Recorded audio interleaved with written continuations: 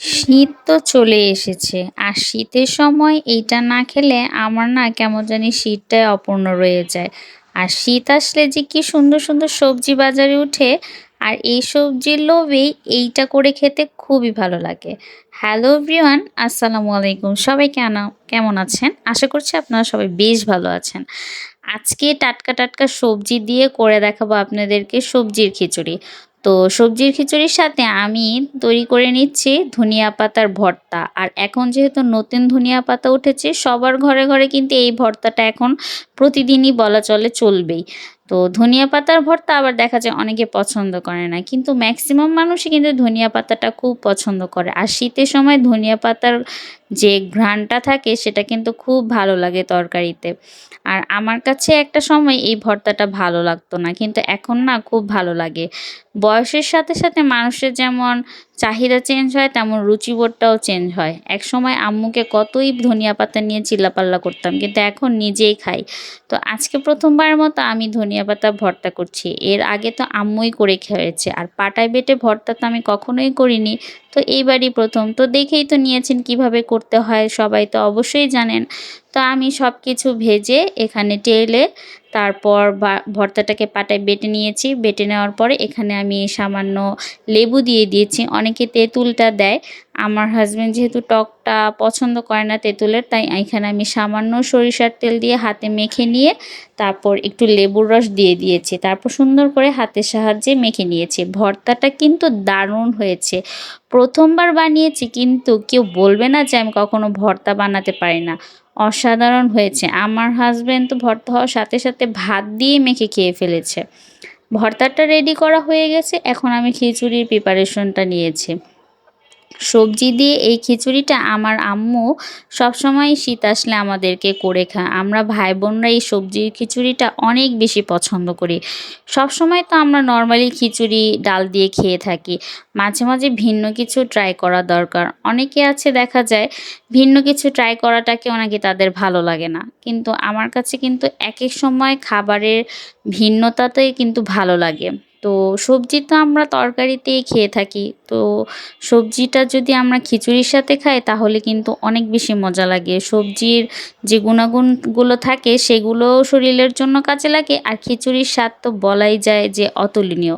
তো এইখানে আমি তেলেতে পেঁয়াজ, মরিচ যা, যা লাগে আসলে রান্না করার জন্য তো তাই দিয়ে নিচ্ছি। নরমালি এলাচি দিয়েছি, দারচিনি দিয়েছি, ২ টো তেজপাতা দিয়েছি, লবণ দিয়ে সুন্দর করে আমি আগে ভাজা, ভাজা করে নিচ্ছি। আর এখানে আমি ধনিয়ার গুঁড়ো দিয়েছি, সামান্য হলুদের গুঁড়া দিয়েছি, মরিচের গুঁড়া দিয়েছি এবং টেলে নেওয়া যে জিরার গুঁড়োটা থাকে সেই গুঁড়োটা দিয়েছি। যেভাবে আমরা মশলাটাকে কষাই খিচুড়ি রান্না করার সময় ঠিক সেভাবেই রান্না করছি। এখানে কোনো ভিন্নতা নেই। শুধু নতুনত্ব হচ্ছে সবজিটা দিয়ে আমরা খিচুড়িটা রান্না করছি।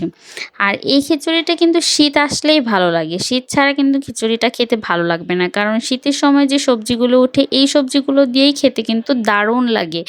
আর একবার অবশ্যই বাসায় ট্রাই করবেন, দেখবেন অসাধারণ লাগবে আপনাদের কাছেও।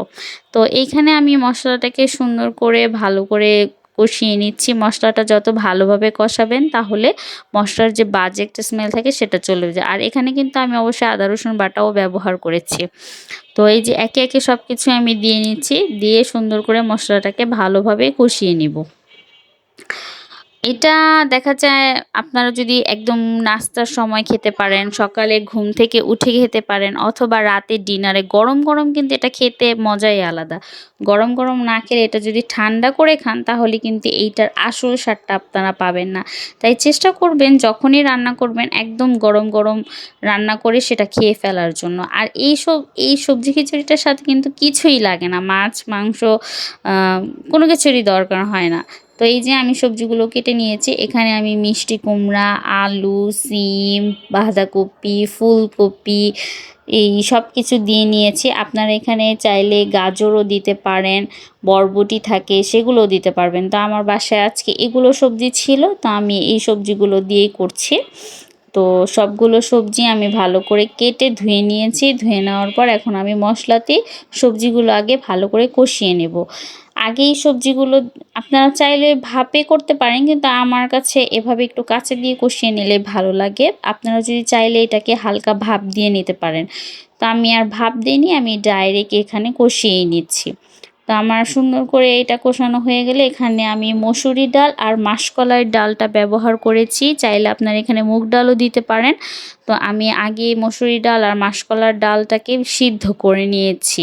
সিদ্ধ করে এখানে আমি সবজিটার সাথে ভালো করে মিশিয়ে দিই। চেষ্টা করবেন একটু ডালটা সিদ্ধ করে নেওয়ার জন্য, তাহলে দেখা যায় ডালটা সুন্দর করে একদম মিশে যাবে, দানা ভাব থাকবে না। তো এই যে দেখেন আমি সুন্দর করে সবজির সাহায্যে আর ডালগুলো একসাথে সুন্দর করে মিশিয়ে নিলাম। মিশিয়ে নেওয়ার পর যখন আমার কষানোটা হয়ে গেছে ভালোভাবে, এখানে আমি আগে থেকে ধুয়ে রেখেছিলাম চালগুলো, সেই চালগুলো আমি এখানে দিয়ে আবারও ভালোভাবে সবজি, ডাল, চাল সব একসাথে সুন্দর করে তাপে একদম কষিয়ে নিচ্ছি। এই প্রসেসটা একটু সময় নিয়ে আস্তে ধীরে সুন্দর করে ভালোভাবে মিশিয়ে নেবেন, যাতে সবগুলো উপাদান একসাথে ভালোভাবে কষে যায়। তো ভালোভাবে কষে যাওয়ার পরে এই যে দেখেন যখন একদম সুন্দর মশলাটা ছেড়ে আসবে, ভালোভাবে এভাবে কষানো হয়ে গেলে এইখানে আপনারা চালের পরিমাণ অনুযায়ী পানিটা দিয়ে দিবেন। এখানে আমি আমার পরিমাণ অনুযায়ী পানিটা দিয়ে দিয়েছি। পানিটা দিয়ে আমি একদম ভালোভাবে নাড়াচাড়া দিয়ে এটাকে ঢেকে দিব। এটাকে ঢেকে দেওয়ার পর আর ঢাকনা খোলা যাবে না, তাহলে দেখা যায় সবজিটা ভালোভাবে সিদ্ধ হবে না। সুন্দর করে এখানে আমি সব কিছু দেওয়ার পর এখানে আমি একটা টমেটো কেটে দিয়েছি। টমেটোটা কিন্তু শীতকালে আরও ভালো লাগে, তাই টমেটোটাও দেওয়ার চেষ্টা করবেন। তো এই যে দেখেন আমার চাল, সবজি সব কিছু একদম সুন্দর মতো ফুটে এসেছে। আপনারা এইটা একদম পানি পানি খেতে পারেন, আবার অথবা একটু শক্ত করতে পারেন। আর এখানে আমি শেষে দিয়ে দিয়েছি ধনিয়া পাতা। ধনিয়া পাতা ছাড়া তো চলবেই না, কারণ ধনিয়া পাতা দিলে টেস্টটা আরও অনেক বেশি বেড়ে যাবে। তো আপনারা এখানে পাতলা পাতলাও করতে পারেন আর একটু পানি দিয়ে, আবার অথবা আরেকটু শক্ত করতে পারেন। আমি একেবারে পাতলাও করিনি, আবার একেবারে একটু শক্তও করিনি। আমি এখানে একটু মিডিয়ামভাবে রেখেছি, যাতে খেতে ভালো লাগে। নরম নরম হালকা মাখো মাখো করেছি।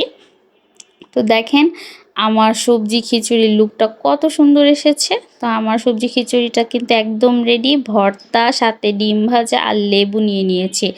আজকের ডিনারটা কিন্তু অসাধারণ হয়েছে। আপনারা বাসায় অবশ্যই ট্রাই করবেন। আল্লাহ হাফিজ।